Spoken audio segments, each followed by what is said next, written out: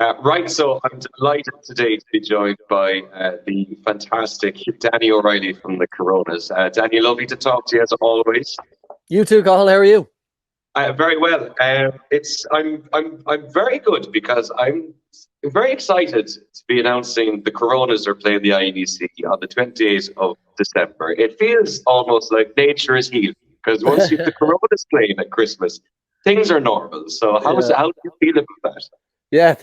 Order has been restored. We're delighted to be going back, man. Like it. Literally is a date in our calendar, as you well know. We've been doing it for Jesus, probably 10 years now. I'd say we've been playing some sort of Christmas show, maybe even longer. But those nights are always amazing. It's always the last gig of our year, and we've had some amazing nights there. So yeah, we were so happy that it got announced, and we'll be back. And we're already planning on putting a good show together and getting a couple of good sport acts and stuff like that. So yeah, it's going to be great. I'm really excited about heading back there. As you well know, we have our sort of alliances with Kerry and spend a lot of time in Dingle. And last year and a half, I was pretty much on lockdown in Kerry in Dingle. So yeah, it's sort of our home away from home now. I'm spending a lot more time down there.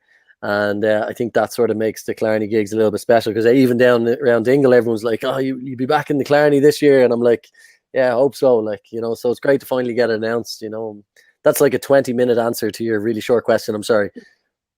That's perfect. That's everything and more I wanted. I want to talk to you because you released your brand new album last year, True Love Waits. And what made you decide in the middle of everything going on to release that? Why did you not, let's say, hold on to it until you could actually gig properly again with it? Yeah, it crossed our minds. Initially, we did delay it a couple of months. It was meant to come out, I think, in May. Yeah, last year, 2020, yeah. And yeah, time has just gone weird now. It's like, what year is it? What happened? Yeah, I lost two birthdays in this pandemic. And I couldn't even, I've gone 2 years older. Most people just lost one. But it fell just before my birthday, and then it fell, and then I was in lockdown again for a second. Anyway, so I lost 2 years. But no, we were initially just going to release it in May 2020, and then we said, obviously the pandemic hit, and everyone was like, "Oh yeah, it'll be gone in a couple of weeks. We'll be back for the summer festivals and all that." So we sort of delayed it a little bit. And then once we realized, and we were going to delay it until later in 2020, but once we realized that gigs weren't coming back anytime soon, we just said, "Lads, let's just get it out." We had the album completely finished. We'd already released like 4 songs from it as well. A couple of the singles had already come out, and it just felt finished and ready to go. And it was just like, let's just put it out anyway, and then we can start working on the next one and see what happens. It just felt wrong to sit in it and wait, and it's like, whenever gigs come back, we'll promote it then and tour it then. But it just would have been weird. As I say, we already released 4 songs from it. We were ready to get it out there. I had already my head on the next one, starting to think of a few ideas for writing for the next album, and it just wouldn't have felt right working on the next album if that one hadn't have been out. And so we're delighted we did it, and we got to promote it in a weird way. Obviously we couldn't do gigs, and we couldn't even do in-stores or signings or radio interviews. Usually we'd be doing the rounds and going in and seeing everyone. And so I did a lot of Zoom interviews, but then also our manager had this idea of the ice cream truck thing, which was great. And we went around all over the country and got down to the INEC there as well, and got to meet people. And that was really nice. And it was funny because we didn't know what to expect with that. We thought people would be we thought it would just be like the really, hardcore Coronas fans that always come and just came up saying, but it was just people who were just like, "Oh, it's so good to have something on in the town and something that we can do together." And, we just said, "Oh, we'd come down." And so it worked out really well, and it helped us get our #1 album. It was a bit of promo and genius from our manager, Jim. So it was great to do that even, and see, I suppose, the appetite was still there for people. Everyone was just like, "When will gigs be back? We missed them so much." And it was nice to see that. And especially after the pandemic hit with our unfortunate band name as well, we had all that sort of weirdness in our head going, well, are people going to want to come see a band called the Coronas after all this is over? That was sort of a nice thing to do when we realized, the album came out and it did really well, and we got to see people, and people were still looking for gigs. So as soon as that came out, we were like, okay, now I can start writing the next one. And that's really where we're at now. I've got the next album written.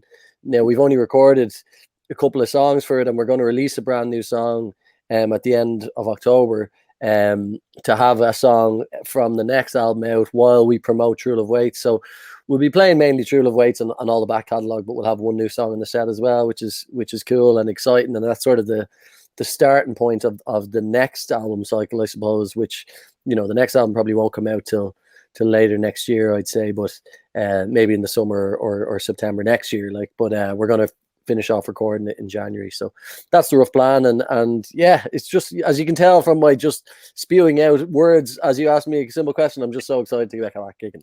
Come again. Well, no, I love your excitement, because I think it's mirroring everybody at the moment. Like, it's just, we've had the outdoor stage now for the summer. You know, we've had the outdoor gigs. You could have 200 people at it, like, but it's not the same. Like, no, I'd say your concert would have been one of the last ones I would have been at in the IEC, let's say, when there was 4,200 people there. Like, so it's very exciting to be having these dates to look forward to, and it's not that far away either. Like, so it's only what is it, 2 months? It's October now, so it is going to fly.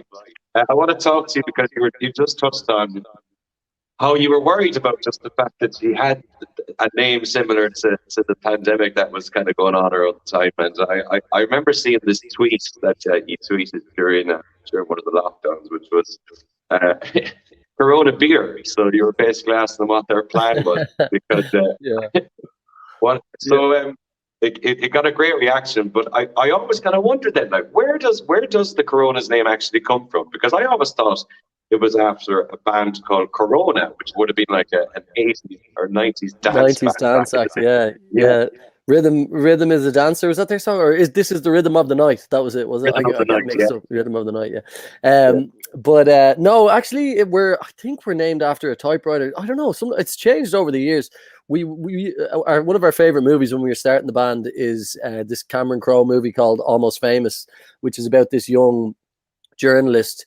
It's sort of semi-autobiographical about Cameron Crowe, and he went on tour with Rolling Stone when he was like 17, interviewing different bands. I think he interviewed Led Zeppelin and Creedence Clearwater Revival and stuff like that. And he's just this little kid who's been thrown in the middle of this like absolute rock and roll at the height of proper old school rock and roll in the late 70s, and the music in it is amazing. Kate Hudson's in it, and we just loved that movie when we were starting the band. And like, in it, I think we were at the stage of all young bands do go, what are we going to call ourselves? Like, we need a name. Like, and we'd gone through a few terrible ones, and then we landed on the Coronas, and it was after the typewriter, this old school typewriter. I think I have a picture of it, one here actually. Someone gave it to me once. Oh yeah, here's one. Hold on. This typewriter here. Oh wow! So Corona, yeah. Well, what about this Simpsons picture? That's good too, isn't it? That's me and the dog. It was after the old school typewriter that was called Corona, Corona Smith Deluxe typewriter, and then there was that Italian band who were also called Corona, so we changed it to the Coronas, and that was it. There was no big story to it, and always, you know, we along the way, almost especially when we moved to, like, when we were touring in America and outside Ireland, you'd always have people going, and are you named after the beer? Like, and that was always a question that, like, we just had to bat away. And like, I was like, that's a question I'm going to be asked forever. And now the question that I'm going to be asked forever is like, oh my God, the pandemic hit and that must have been tough. And like, you know, so it turned out to be a bit of an awkward name, but maybe it's memorable. Like, by all accounts, our Spotify numbers are up. I was worried that it was going to have a negative effect on the band, but maybe people are just like, "Ooh, who's this band?" Because like initially when the first lockdown hit, like we were getting requests for interviews like from BBC, CNN, like, because they wanted to talk to someone from the music industry who's been like struggling, and then it's like, oh, there's an extra angle with this band. They're also named after the virus, like, and it was just. But like when initially I didn't do them because it was just a weird thing of like we weren't even releasing any music, we were just in lockdown. When the album came out, I was like, absolutely, if someone wants to talk to me for 30 seconds about our unfortunate band name, and then I get to promote our music, 100%. So I was doing all these mad interviews all over the world, but so yeah, who knows if it's had a positive or a negative. I think people who like our band and who have followed us from before it doesn't make any difference. Like, so it was just an extra level of weirdness on an already weird situation when the pandemic hit, you know. Yeah, I think people won't even draw a comparison going forward between yourselves or reminders of what happened over the last 8 months, because the coronas have been here for like, what is it, 15 years? Maybe Yeah. Is that how long you're together? Like, Yeah, I think well, our first album was 2007, so close enough to it. Like, yeah, but like, yeah, it's, and also I think because coronavirus and COVID and the pandemic just became so big, i.e., like it affected everyone in the world, that it sort of took on its own. I don't know, it took on its own meaning or something, and it's just like, and now people go, oh yeah, the corona's actually, Jesus, did that affect you? You know, whereas initially, like, I had a couple of mates text me going, have you seen this thing that's happening? Like, you know, is this going to affect you guys? Like, whereas now, as I say, and in COVID and all, there's all just different names on it, and people don't want to talk about it anymore anyway. So, yeah, I think we'll be all right. Yeah. Well, anyway, not speaking of anything over the last 18 months, we are very, very excited to have you back with us. It's December 28th. There's still a couple of tickets left of this video here. And very nice. Just before we go, I want to remind our viewers of some of your songs over the last couple of years. From Independent Park in Cork, which you played 2 summers ago, which you released only last year on online, YouTube. yeah. What an incredible gig as well.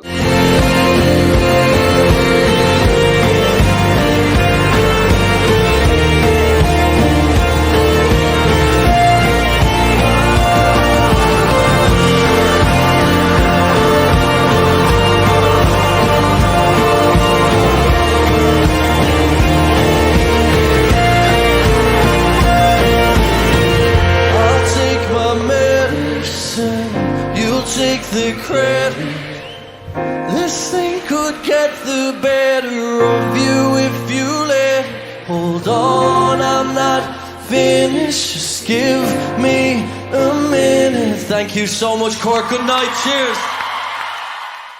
Ah, that's getting me emotional. First of all, I was like, those videos.